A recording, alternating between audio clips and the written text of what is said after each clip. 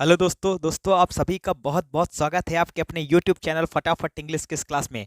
दोस्तों आज के इस वीडियो के अंदर हम एक बहुत ही इंपॉर्टेंट स्ट्रेटजी की बात करने वाले हैं, एक बहुत ही इंपॉर्टेंट प्री प्लान के बारे में बात करने वाले हैं।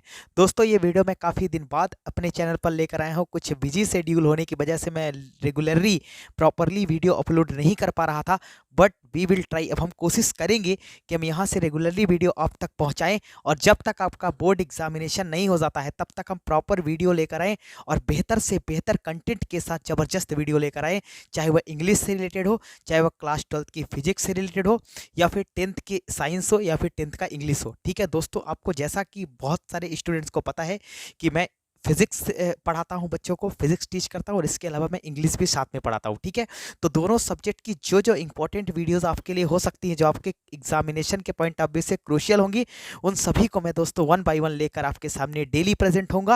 यानी एटलीस्ट हम एक वीडियो तो दिन में अपलोड करेंगे ही, और जैसे जैसे हमारे एग्जामिनेशन काफ़ी नियर होते जाएंगे तो हम दिन के अंदर डे में पर डे 2 वीडियोस भी अपलोड कर सकते हैं। तो आप चैनल पर नए हैं तो डेफिनेटली चैनल को कर लीजिएगा सब्सक्राइब और इस वीडियो को मैक्सिमम लोगों तक शेयर करिएगा और ये बता दीजिएगा क्लास दोबारा से स्टार्ट हो चुकी है, रीस्टार्ट हो चुकी है। दोस्तों चलिए आज की इस वीडियो के अंदर आज हम इंट्रोडक्शन वीडियो रखते हैं और इस वीडियो के अंदर दोस्तों हम आपके साथ ये डिस्कस करेंगे कि आप क्लास 12th की इंग्लिश के सेक्शन में कैसे बेहतर से बेहतर स्कोर कर सकते हैं, कैसे बेहतर मार्क्स स्कोर कर सकते हैं कुछ प्लानिंग को फॉलो करके। दोस्तों मैं आपको एक बात बता देने वाला हूं, पिछले साल का दोस्तों 12th विषय में हाईएस्ट था इंग्लिश में 98, 100 में से 98 मार्क्स मिले थे। एक किसी स्टूडेंट ने प्राप्त किया था जो कि जिसने पढ़ाई की थी, रेगुलरली हमारे वीडियोस को फॉलो किया था और वीडियोस को फॉलो करने के साथ साथ दोस्तों उसने हमारे हमारे से ऑफलाइन बैच में भी ट्रेनिंग ली थी। ऑफलाइन बैच के अंदर भी उसने बहुत सारी प्लानिंग को जाना था, हमारे प्रॉपर टेस्ट दिए थे, मॉक लगाए थे, उसके बेसिस पर उसने बहुत अच्छा स्कोर 98 बहुत अच्छा स्कोर होता है इंग्लिश में। तो मैं उसी प्लानिंग से दोस्तों आपको कुछ चीज़ें बताने वाला हूँ। आप बहुत सारी चीज़ें बताऊंगा, वीडियो को प्रॉपर देखिएगा, कंप्लीट देखिएगा और एक एक स्टेप को तकनीक के साथ एक नोट्स लीजिएगा और उसमें प्रॉपर तरीके से लिखते जाइएगा, राइटिंग करते जाइएगा, जो जो चीज़ें आपको इंपॉर्टेंट लगेगी। ठीक है, चलिए शुरुआत करते हैं दोस्तों बिना किसी देरी के। क्लास 12th की इंग्लिश हाउ टू स्कोर मस्त इन बोर्ड एग्जाम, यानी बोर्ड एग्जाम के अंदर आप मस्त स्कोर कैसे करें। ठीक है, सबसे पहले दोस्तों क्लास 12th की इंग्लिश में पूछा जाता है दोस्तों रीडिंग सेक्शन। रीडिंग सेक्शन दोस्तों 20 मार्क्स का आपसे पूछा जाता है। इसमें दोस्तों अनसीन पैसेज पूछा जाता है और दूसरा दोस्तों अनसीन पूछा जाता है केस बेस्ड अनसीन पैसेज, यानी 20 मार्क्स का पैसेज आपसे पूछा जाता है। इसके अलावा अभी मैं दोस्तों बताऊंगा कि आपको पैसेज कैसे टैकल करना है, भी सुनते जाइए। दोस्तों सेकंड सेक्शन है राइटिंग सेक्शन। राइटिंग सेक्शन भी दोस्तों 20 मार्क्स का पूछा जाता है। राइटिंग सेक्शन में क्या क्या चीज़ें दोस्तों आपको पढ़नी है मैं आपको बताना चाहूँगा। राइटिंग सेक्शन में दोस्तों आपको नोटिस कंप्लीट करनी है बहुत अच्छे से, आपको पोस्टर कंप्लीट करना है, आपको note making and summary complete करना है। दोस्तों इसमें अब केवल नोट मेकिंग ही पूछे जाने लगा है, समरी नहीं पूछा जाता। आपको दोस्तों लेटर और एप्लीकेशन 90% टाइम क्लास 12th के एग्जामिनेशन में दोस्तों लेटर ही पूछा जाता है, फॉर्मल और इनफॉर्मल लेटर पूछा जाता है। दोस्तों इसके बाद दोस्तों आपको रिपोर्ट कंप्लीट करनी है, आर्टिकल्स कंप्लीट करनी है। ठीक है, अब दोस्तों लिटरेचर के अंदर दोस्तों क्या क्या पूछा जाता है ये मैं आपको बताना चाहूंगा। लिटरेचर के अंदर दोस्तों एक्सट्रैक्ट बेस्ड पूछे जाते हैं सवाल, ये 6 से 10 नंबर के पूछे जाते हैं। इसके अलावा दोस्तों ऐसे शॉर्ट आंसर और LA लॉन्ग आंसर भी आपसे एग्जामिनेशन में पूछे जाते हैं। इन 3 सेक्शंस में दोस्तों 12th की इंग्लिश डिवाइड होती है। मैंने सब पूरे के पूरे सेक्शंस को बता दिया है दोस्तों। जो ये लिटरेचर है ना, ये 40 मार्क्स का आपसे पूछा जाता है, टोटल 80 मार्क्स इंग्लिश आपके एग्जामिनेशन में आती है। ठीक है दोस्तों, चलिए मैं कुछ प्रॉपर आपको चीज़ें बताना चाहूँगा।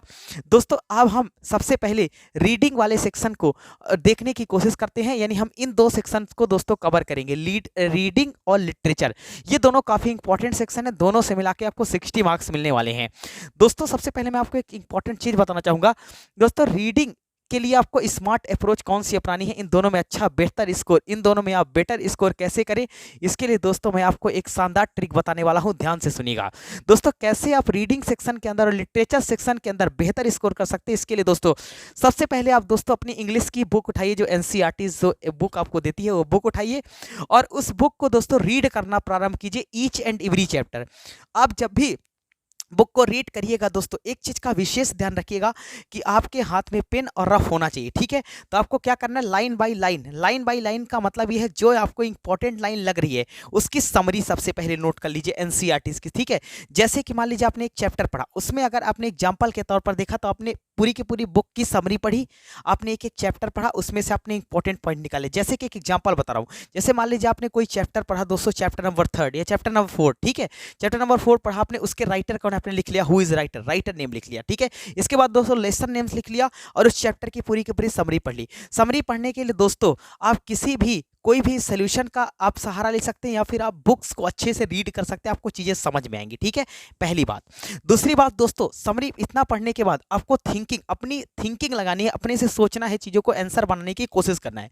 इसके बाद थिंकिंग, फ्रेमिंग, आंसरिंग क्वेश्चन, ठीक है दोस्तों। कुछ क्या करना है, कुछ क्वेश्चंस आपको अपने से बनाना है, उनके आंसर लिखना है समरी पढ़ते समय ही। जो आपको क्वेश्चंस लग सकते हैं दोस्तों, जैसे लाइन बाय लाइन रीड करेंगे ना तो आपको बहुत सारे क्वेश्चंस आप अपने आप फ्रेम कर पाएंगे, अपने आप बना पाएंगे और आप लाइन बाय लाइन उनके आंसर लिख पाएंगे, ठीक है। तो इससे क्या होगा, इससे एक तो आपका अनसीन पैसेज वाला सेक्शन कवर हो जाएगा। दूसरा दोस्तों आपका ये इंपॉर्टेंट चीज, जो लॉन्ग आंसर है और शॉर्ट आंसर है, ये दोनों दोस्तों कवर हो जाएंगे, यानी शॉर्ट आंसर भी कवर हो जाएगा और लॉन्ग आंसर भी कवर हो जाएगा। क्या करने से, समरी मात्र पढ़ने से। दोस्तों एक इंपॉर्टेंट चीज आपको और करनी है दोस्तों, अब यहां पर मैं आपको बताना चाहूंगा, इससे जब आप लगातार क्या करेंगे, आप लगातार दोस्तों, जब आपके पास ये सोल्यूशन होता है, गाइड होती है ना एमपी बोर्ड की, उस गाइड के पहले बहुत सारे पैसेजेस दिए होते हैं, उन पैसेज को आप रीड कर लीजिए, बेहतर ढंग से पढ़ लीजिए। उन्हीं में से पैसेजेस दोस्तों 20 मार्क्स के पूछे जाते हैं। तो इतना काम करने के बाद आप दूसरे सेक्शन पर आते हैं दोस्तों, आपका ये सेक्शन कंप्लीट हुआ। लॉन्ग आंसर और शॉर्ट आंसर के लिए दोस्तों आपको बुक्स की समरी पढ़नी ही पढ़नी है और कुछ क्वेश्चन फ्रेम करने हैं थिंकिंग से, अपनी थिंकिंग से क्वेश्चन को फ्रेम करने हैं और उनके आंसर लिखने का ट्राई करना है। दोस्तों सबसे पहले आपको हर एक लेशन का नाम, हर एक लेशन का नाम और हर एक लेशन का पोएट नेम, राइटर नेम बिल्कुल नीट एंड क्लीन आपको याद होना चाहिए। काफी इंपॉर्टेंट दोस्तों ये हो सकता है आपके लिए, ठीक है। ये 4 नंबर के क्वेश्चन है, हर एक राइटर का नाम और हर एक दोस्तों लेसन का नाम, ये आपसे कंप्लीट ही होना चाहिए। इसके बाद दोस्तों राइटिंग सेक्शन पर आइए दोस्तों। नोटिस और पोस्टर, पोस्टर का फॉर्मेट हमने अपने यूट्यूब चैनल पर अपलोड कर रखा है कि आपको पोस्टर कैसे बनाना है, कुछ पोस्टर्स हमने कराए भी हैं, तो उसका लिंक मैं आपको कमेंट बॉक्स में पिन कर दूंगा, उसकी लिंक आप देख लीजिए और बेहतर ढंग से वीडियो को कवर कर लीजिए, ठीक है। इसके अलावा दोस्तों आपको नोटिस कैसे लिखना है ये भी हमने बता रखा है, या कि फिर मैं कुछ आने वाले समय में 2-3 वीडियो नोटिस के, 2-3 वीडियो पोस्टर के अपलोड कर लूंगा। बस वीडियो को बस आप वीडियोस को रेगुलर देखिए, चैनल को सब्सक्राइब करके रखिए, नोटिफिकेशन ऑन रखिए ताकि आप रेगुलर वीडियो जैसे ही अपलोड हो आप तुरंत जान पाए, ठीक है। इसके अलावा दोस्तों note making summary, note making summary का आप दोस्तों मैंने एक बहुत अच्छा वीडियो बना रखा है, 27 मिनट का वीडियो है, 4 में 4 मार्क्स आपको 100% दिला सकता है। आप यूट्यूब पर सर्च करिए note making summary by Himanshu sir, सबसे ऊपर ही आपको वीडियो मिलेगा, जबरदस्त वीडियो, उसको पूरा का पूरा कवर कर लीजिए। नोट मेकिंग की बिल्कुल टेंशन आपको खत्म, ठीक है, पूरे मार्क्स मिलेंगे। इसके अलावा दोस्तों लेटर एप्लीकेशन, लेटर एप्लीकेशन का दोस्तों आप फॉर्मेट देखिए, किस तरह से आपको फॉर्मेट लिखना है, इसका भी वीडियोस हमने अपलोड कर रखा है। फॉर्मेट देखिए और फॉर्मेट में आप देखिए दोस्तों कि किस तरह से 60-70 वर्ड्स तो ऐसे होते हैं जो हर लेटर और एप्लीकेशन के अंदर कॉमन होते हैं, कुछ वर्ड्स पेपर के ही में ही लिखे होते हैं, क्वेश्चन सीट में ही लिखे होते हैं और फिर आपको उसको क्वेश्चन पेपर में ही लिखे होते हैं, फिर आपको उसको आंसर सीट पे लिखना होता है, ठीक है। जैसे कई बार स्कूल का नाम आ जाता है, कई बार किसने लेटर लिखा है इसका नाम आ जाता है, किसको लेटर लिखना है इस पर नाम आ जाता है, ठीक है। तो फॉर्मेट फॉलो करिए, 60-70 वर्ड फिक्स होते हैं, इनको देख लीजिए, बहुत आसान है, फॉर्मल इनफॉर्मल लेटर का, क्लियर है ये बात। इसके अलावा दोस्तों अब रिपोर्ट और आर्टिकल, दोस्तों आर्टिकल एक ऐसा सेक्शन है जो काफ़ी टफ सेक्शन माना जाता है। आर्टिकल में आपको अपनी अप्रोच लगानी, अपनी थिंकिंग लगानी है, तो आप क्या कर सकते हैं दोस्तों, आप रिपोर्ट बनाएं, रिपोर्ट उठाएं दोस्तों। रिपोर्ट मैगजीन न्यूज़पेपर की होती है, काफ़ी आसान होता है रिपोर्ट लिखना, मैं इस पर वीडियोस बना दूंगा, ठीक है। इसके अलावा दोस्तों आ जाइए अब इस लिटरेचर सेक्शन पर, मैं आपको कुछ चीज़ें बताना चाहूँगा। लिटरेचर सेक्शन पर दोस्तों शॉर्ट आंसर, लॉन्ग आंसर के लिए मैंने आपको बता दिया है, रीडिंग करिए स्मार्ट अप्रोच के साथ करिए, रीडिंग करने की स्मार्ट अप्रोच मैंने आपको सिखाई है। इसके अलावा दोस्तों लॉन्ग आंसर के लिए भी यही काम करना। अब दोस्तों मैं आपको प्रेजेंटेशन की कुछ प्रो टिप्स दे देता हूं, कैसे आपको आंसर शीट को प्रेजेंट करना है, क्या क्या बातों का ख्याल रखना है, गौर से सुनिएगा। सबसे पहले दोस्तों प्रेजेंटेशन के लिए, अपनी आंसर शीट को प्रेजेंट करने के लिए कुछ बातों को फॉलो कीजिए।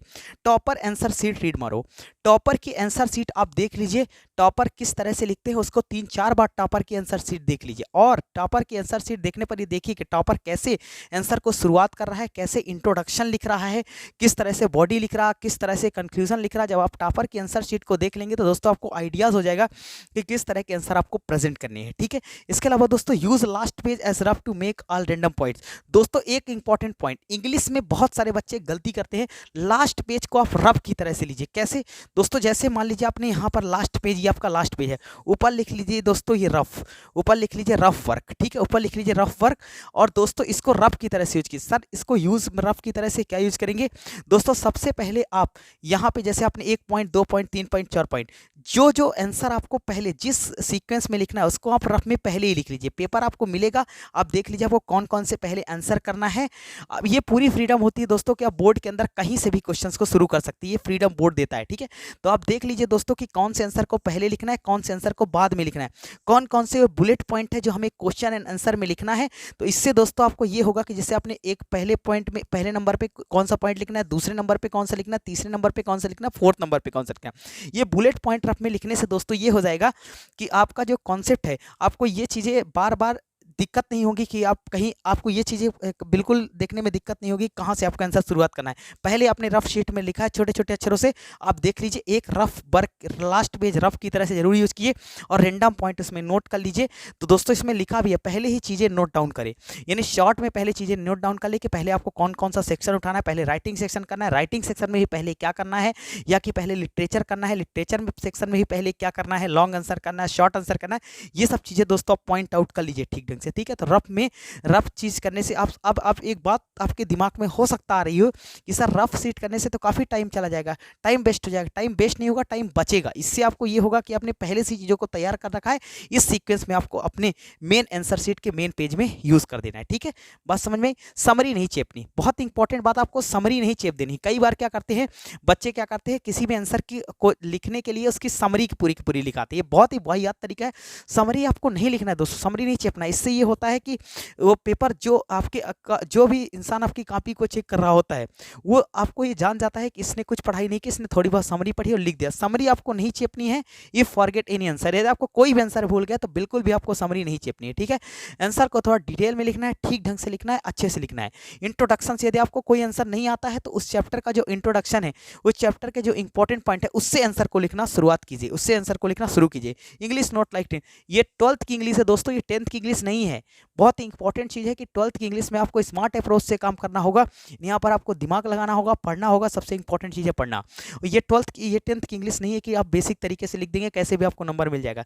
यहाँ पर आपको तरीके से काम करना है और चीज़ों को प्रॉपर वे में सीक्वेंसिंग ढंग से काम करना है। तो ये रही दोस्तों आपके सामने स्मार्ट अप्रोच। इस अप्रोच को यदि आप फॉलो करते हैं, इसका स्क्रीनशॉट ले लीजिए, फिर आप नोट कर लीजिए। इस अप्रोच को अगर आप फॉलो करते हैं तो आप क्लास 12th के अंदर बेहतर से बेहतर स्कोर कर सकते हैं।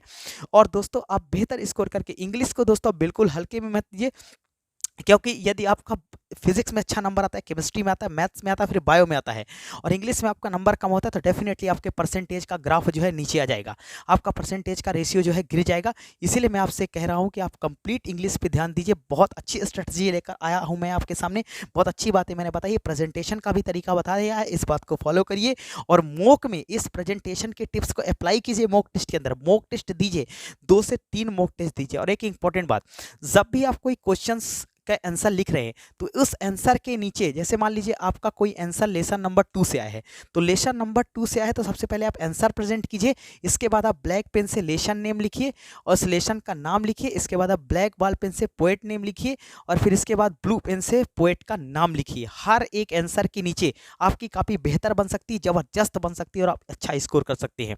दोस्तों उम्मीद करता हूँ इस वीडियो से आपने काफ़ी कुछ सीखा होगा। कल से दोस्तों आपको प्रॉपर वे में हर एक चैप्टर्स की ये जो चीज़ें लिखी गई हैं इनके वीडियोस मिलते हुए चले जाएंगे। कुछ ना कुछ वीडियो जरूर आएंगे, डेली कोई ना कोई वीडियो अपलोड होगा।